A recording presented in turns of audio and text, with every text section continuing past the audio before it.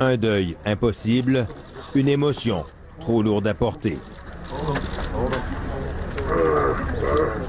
Terrence Floyd tenait à venir visiter le lieu où est mort son frère, George. Il lui a fallu une semaine pour trouver la force et le courage de le faire, aidé par son pasteur. Comme un long chemin de croix où chaque pas coûte, il s'avance lentement vers la fresque peinte sur un mur adjacent. Un moment de silence, puis un salut.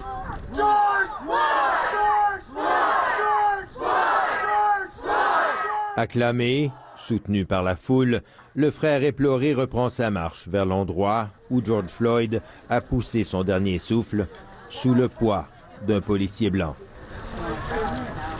Il pose le genou par terre et puis se crie. L'expression d'une douleur trop longtemps contenue.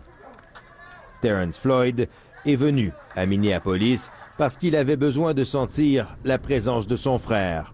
Mais il avait aussi un message à transmettre à la communauté et plus particulièrement aux émeutiers. What are y'all doing? Y'all doing nothing. Because that's not going to bring my brother back at all. Ce que vous faites ne sert à rien, dit-il. Ça ne va pas ramener mon frère. In every case of police brutality, À chaque cas de brutalité policière, poursuit-il, c'est toujours pareil. Vous protestez, vous détruisez des trucs, mais rien ne change. Alors cette fois-ci, faisons autrement. let's do this another way. Let's stop thinking that our voice don't matter. That's right. And vote.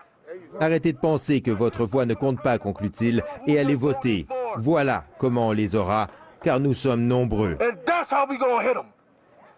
Because it's a lot of us. Des mots qui font mouche dans une communauté depuis trop longtemps vidée de tout espoir. Une riposte par les urnes donc, mais aussi en justice. La famille de George Floyd exige que soient inculpés de meurtre les 4 policiers responsables de sa mort et présente à l'appui ce rapport d'autopsie indépendant, accablant. The evidence is consistent with mechanical asphyxia. George Floyd est mort par asphyxie, conclut le médecin légiste. C'est un homicide. Pour l'avocat de la famille, une conclusion s'impose. They want a first-degree murder charge. Ils veulent des accusations de meurtre au premier degré, dit-il, car la vie des Noirs et celle de George comptent. Black lives matter, and George Floyd life mattered. Kay Bolanos rêve d'une justice et d'une police au service de tous, mais elle se dit réaliste.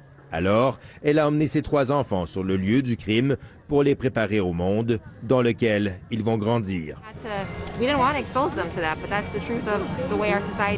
On ne veut pas les exposer à ça, dit-elle, mais c'est la réalité de notre société.